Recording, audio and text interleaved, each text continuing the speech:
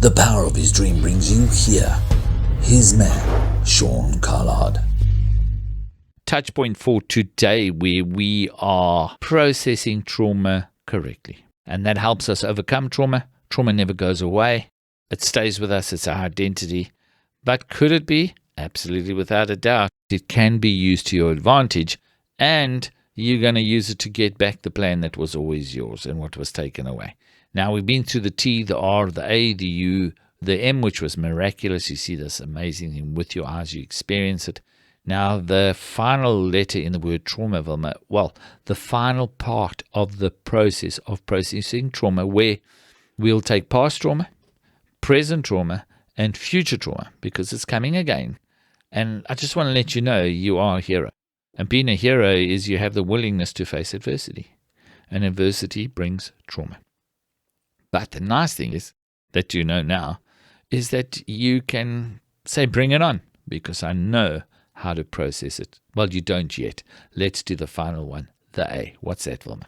It stands for appropriate. It says take ownership of. What are you taking ownership of? Somebody steals a jacket from me.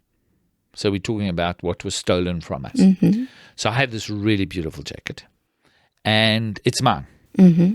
And I got given this jacket before I was even born. Mm-hmm. I inherited it. Mm. So it comes from my father. It's a really beautiful leather jacket. It's my father's.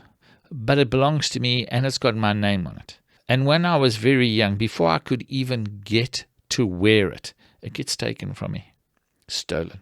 Now I grow up, and there's just something missing in my life. I really have a nice pair of pants, a nice pair of shoes, and I have a nice shirt, I have a tie, but I just never feel complete. Now I rock up and I'm spending time learning how to process trauma correctly, and I look back and I go, hold on a second, this trauma actually stole my jacket from me. Excuse me. That's why I feel a little bit chills and just feel like something's always been missing. Now that I've identified that trauma and see what was stolen from me, I'm going to go back and take what is rightfully mine. I'm going to reclaim it. There sits the jacket, but it never really is complete, is it? Until I what? Until you take ownership of it.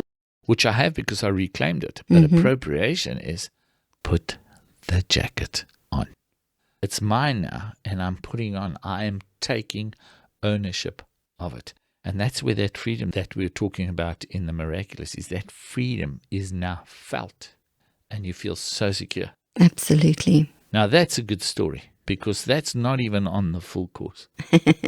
Appropriate, taking ownership of our trauma and its outcome. So you take ownership of the truth. Hold on a second. The trauma and its outcome.